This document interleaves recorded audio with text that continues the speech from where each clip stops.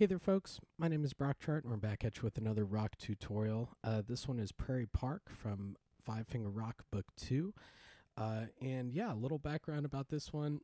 This one is very much inspired by some great British rock bands like the Beatles, of course, as well as the Zombies. And I love the Beatles. I'm a huge Beatles nut, and I really love Paul McCartney's songwriting in particular. All of his stuff just sounds so musical and natural, and it just effortless. But there's a lot more going on under the hood, um, and his melodies are just they sound extremely natural, and they just very singable, very lyrical, very song like. But a lot of his stuff is actually pretty complex. Either sometimes he'll throw in some kind of really kind of odd but very cool time changes or mixed meter stuff, or some of the harmonies can be more chromatic, or featured some kind of extended harmonies, which is just super cool, and I really admire his songwriting a lot. And so this is kind of my my ode to that style. And so if you look at the left hand, it's kind of featuring this descending chromatic bass line for most of our A melody. And the right hand is going to be our singer in this case. And it's going to be very flowing and very smooth. And like I had just said, a lot of that type of stuff it sounds effortless when you hear it, but it might be difficult to play under the hood. And so a lot of this tune is very syncopated. A lot of the melody has these tied over and of 4/8 notes or and of twos, featuring a lot of offbeats. And so that's kind of the real challenge in this piece, is to, really be counting, but to make it sound effortless and just very natural. And so let's actually just start with the right hand melody. And so we're going to start in on an and of 3 pickup there. And it's going to be this arpeggiated D chord. And you could do that 1, 2, 4 or 1, 2, 3, whatever fingering feels most comfortable for you. 1, 2, and 4, and 2, and 3, and 4. Bum, bum, ba-do-dum, ba-da-da-da-dum, ba-do-da-dum, ba-dum. 2 and 3 and 4 on, 2 and 3 and 4 on, da-dum. So that's kind of our first statement of the melody. So a couple of things when you're looking at this and learning it. The phrase is broken up kind of like how a singer would do it. Ba-do-da. And so I'm having a breath right there. And you can kind of tell by the slur markings and the legato markings too that, those are two separate phrases. And so that is a great place to pick up your hand just briefly and change positions, just like what it says in the music there, that 1, 2, 4. And I'm just shifting over to a 2 on that A. 2, 3, boo-doo-da, move. Doo-da-da, bum. And then I'm going to cross over here to 3. And then, you can shift over again here to a 3 on E. This is going to be in measure 4. Be careful on all of those offbeat stuff. The tendency for most students, and myself included, is to rush on that. And so really make sure that we're holding ourselves back and really being honest with the time. 2, 3, and 4, and 1, and 2, and 3, and 4. Ooh, yeah, I forgot to mention, too, that it is swing 8th notes. So double check always in the top left there next to the style marking. And so you are going to be doing those long, short, boo, ba-doo, ba-doo, ba-doo, ba-doo, ba-doo, ba-doo, ba-doo. So that we would hear in jazz or blues style.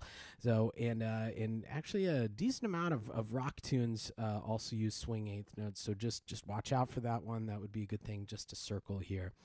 But yeah, I would encourage you to make up, your own lyrics on this and kind of have fun with it. I always think that this stuff sounds better If you act like a singer, and I don't know, there's just something about playing and singing at the same time that really helps my playing and phrasing.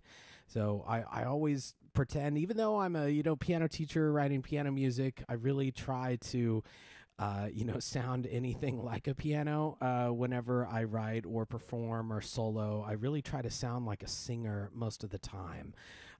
If I'm improvising or a wind instrument, and so I would encourage you to kind of have that mindset going into this piece, and even try humming along with it or singing along with it, or making up your own lyrics. That could be a lot of fun.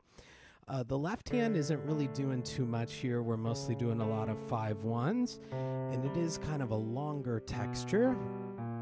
And we're kind of doing this kind of chromaticism stepwise down in the pinky. So, and it's not always on A. We do go to a C chord, G major, G minor, A. We're going to go to a 7th here, and then G major 7 back to our A. And there's a couple of dynamic markings to watch out for. In particular, measure 7 and 8. We have this crescendo, and then it immediately drops down. So let's play that together. This will be measure 6, 2, 3, 4, 2 and 3 and 4 and 2, 3 and 4. Ba-da-da.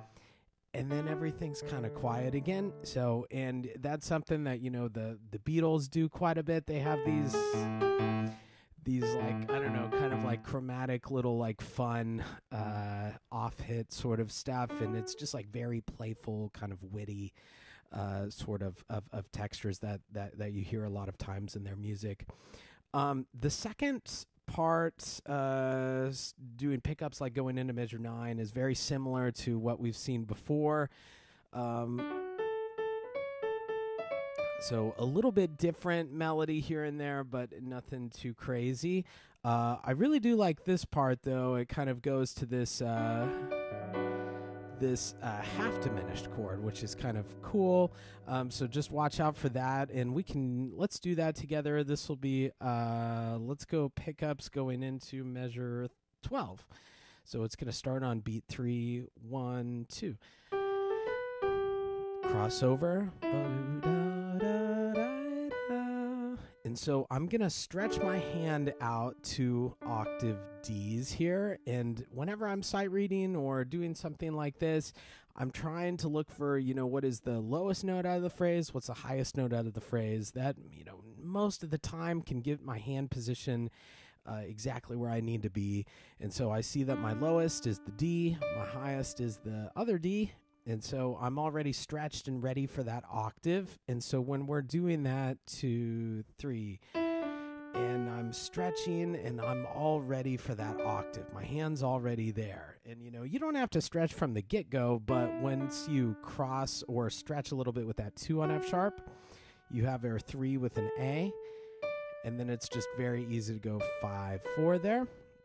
Oh, and with the left hand, you can hear what that sounds like as that nice half diminished chord.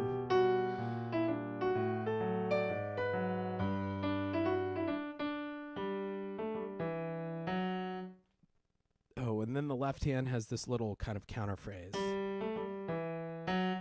Cool. And then, so the next part of the song, going pickups into 17, is kind of the bridge. And this one, left hand gets a chance to shine.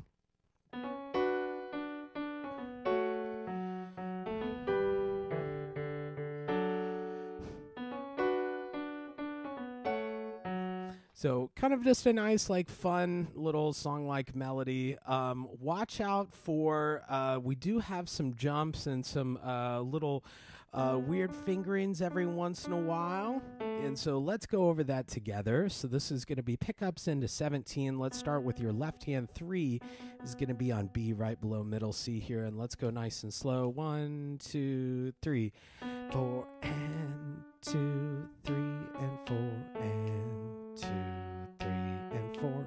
4 here. And then check that right there. So we do have 2 Ds right in measure 19. And there I'm going 5, and I'm swapping it over to a 3.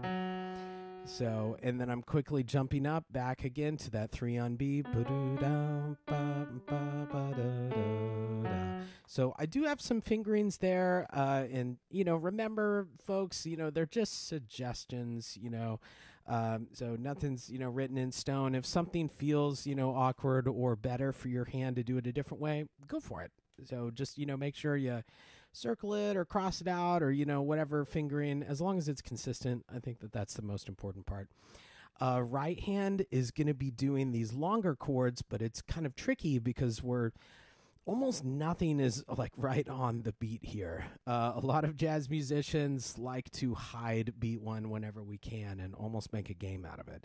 And so this is very much one of those situations. So just watch out for the time and really, really being cautious about where you place those and of fours.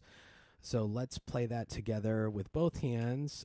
Pickups going into 17. 1, 2, 3, and 4, and 2, 3, and 4, and 2, 3, and 4, and 2, 3, and 4, and 2, 3, and 4, and 2, 3, and 4, and 2, 3, and 4, and then we have this little chromatic deal, just like what we saw on that first page, but it's just like extended a little bit. But yeah, I really like that bridge. It's just kind of a fun departure from our first melody. And then we go right back into it with our original melody, pickups into 26. And it's nothing too crazy here. I think it's exactly the same thing. And we have our half diminished chord again. And then here's our little counter melody in the left hand. And then we end on that nice major sound. But yeah, so I think that'll do it for Prairie Park. So yeah, thank you guys so much for tuning in. I hope that you have fun with the piece, and I hope this video helped you learn it, and I'll see you in the next one. Thanks.